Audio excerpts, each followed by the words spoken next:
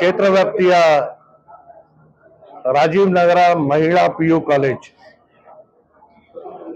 ಇದು ಸರ್ಕಾರದ ಶಿಕ್ಷಣ ಇಲಾಖೆಗೆ ಸಂಬಂಧಪಟ್ಟಂತಹ ಒಂದು ಸಂಸ್ಥೆ ಆಗಿದ್ದು 2017-18ನೇ ಸಾಲಿನಿಂದ ಇದನ್ನ ಪ್ರಾರಂಭ ಮಾಡಿ ಕೇವಲ 14 ಜನ ಮಕ್ಕಳು ಇದ್ದಂತಹ ಕಾಲೇಜು ಇದಕ್ಕೆ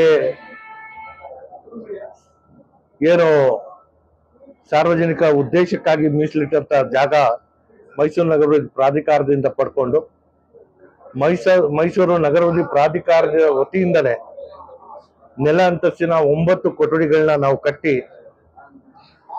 ಇಲ್ಲಿ ಇವತ್ತು ಸುಮಾರು 450 ಹೆಣ್ಮಕ್ಳು ವ್ಯಾಸಂಗ ಮಾಡ್ತಾ ಇದ್ದಾರೆ. ಗಣಿತ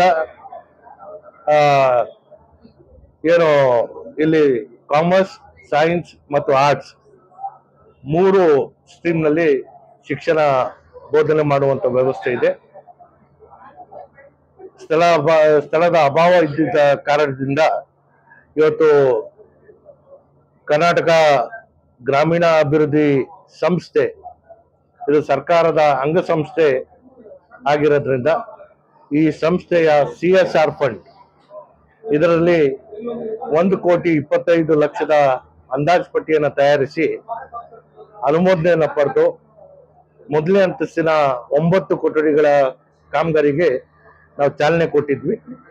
ಇವತ್ತು ಇದರ ತಾರ್ಸಿ ಹಾಕುವಂತ ಕೆಲಸಕ್ಕೆ ನಾವೆಲ್ಲರೂ ಸಾಕ್ಷಿ ಆಗ್ತಾ ಇದ್ದೀವಿ. ಬಹುಶಃ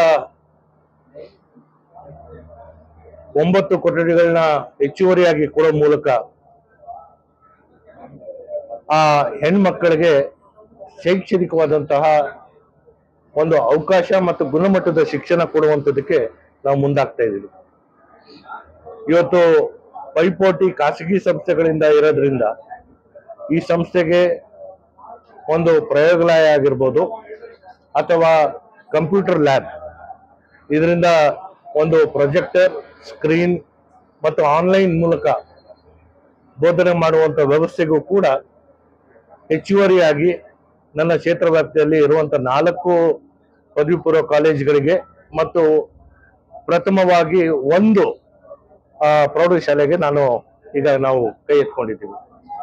ಕಳೆದ ವರ್ಷ ನನ್ನ ಶಾಸಕರ ಅನುದಾನದಲ್ಲಿ 1,53,00,000 ವೆಚ್ಚದಲ್ಲಿ ಸರ್ಕಾರಿ ಶಾಲೆಗಳಿಗೆ ಮಕ್ಕಳಿಗೆ ಕೂರುವಂತದಕ್ಕೆ ಬೆಂಚು ಮತ್ತು ಡೆಸ್ಕ್, ಶುದ್ಧ ಕುಡಿಯುವ ನೀರಿನ ಘಟಕಗಳು ಮತ್ತು ಬ್ಯಾಂಡ್ ಸೆಟ್ಗಳನ್ನ ವಿತರಣೆ ಮಾಡಿದಂಥದ್ದು ತಾವೆಲ್ಲರೂ ಸಾಕ್ಷಿಯಾಗಿದ್ರಿ.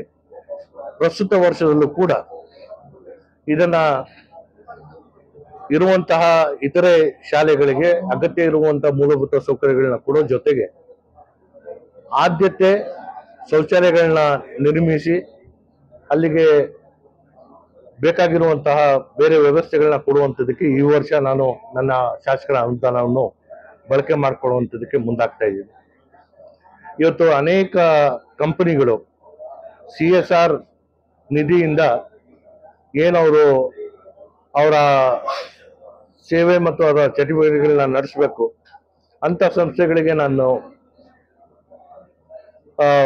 ಮನವಿ ಮಾಡಿ ಇವತ್ತು ರಾಜೀವ್ ನಗರ ಕಾಲೇಜ್ಗೆ ಕರ್ನಾಟಕ ಗ್ರಾಮೀಣಾಭಿವೃದ್ಧಿ ಸಂಸ್ಥೆಯಿಂದ ನಾನು 1,25,00,000 ಇಲ್ಲಿಗೆ CSR ಫಂಡ್ ತಂದಿದ್ದೀನಿ. ಕರ್ನಾಟಕ ಸೋಪ್ಸ್ ಅಂಡ್ ಡಿಟರ್ಜೆಂಟ್ ಇಂದ 50 ಲಕ್ಷ ರೂಪಾಯಿ ನಿಜಾಮಿಯಾ ಪದವಿ ಪೂರ್ವ ಕಾಲೇಜ್ಗೆ ನಾನು ತಂದಿದ್ದೇನೆ. ಅದೇ ರೀತಿಯಲ್ಲಿ 1,62,00,000 ಸಾತ್ಗಳ್ಳಿನಲ್ಲಿರುವಂತಹ ನಮ್ಮ PU ಕಾಲೇಜ್ಗೆ ಹೆಚ್ಚುವರಿಯಾಗಿ 12 ಕೊಠಡಿಗಳನ್ನ ಕಟ್ಟುವಂಥದ್ದಕ್ಕೆ ಈಗಾಗಲೇ ಅನುಮೋದನೆ ಆಗಿದೆ. ಸೊ ಹಾಗಾಗಿ ಶಿಕ್ಷಣಕ್ಕೆ ಹೆಚ್ಚಿನ ಆದ್ಯತೆ ಕೊಡುವ ಮೂಲಕ ನಾವು ಮಕ್ಕಳಿಗೆ ಅವಕಾಶದಿಂದ ವಂಚಿತರಾಗ್ತಾ ಇದ್ದಂತಹ ಮಕ್ಕಳಿಗೆ ಜೊತೆಗೆ ಇವತ್ತಿನ ಶೈಕ್ಷಣಿಕ ಕ್ಷೇತ್ರದಲ್ಲಿ ದುಬಾರಿಯಾದಂತಹ ವೆಚ್ಚಗಳು ಎದುರಿಸುವಂಥದ್ದಕ್ಕೆ ಕಷ್ಟ ಸಾಧ್ಯ ಆಗಿರುವಂತಹ ಸಂದರ್ಭಕ್ಕೆ ಅದಕ್ಕೆ ಸರ್ಕಾರಿ ಸಂಸ್ಥೆಗಳಿಗೆ ಹೆಚ್ಚಿನ ಆದ್ಯತೆ ಕೊಟ್ಟು ನಾವು ಅಭಿವೃದ್ಧಿ ಮಾಡ್ತಾ ಇದ್ದೀವಿ. Nandini, Bharat news TV, Mysuru.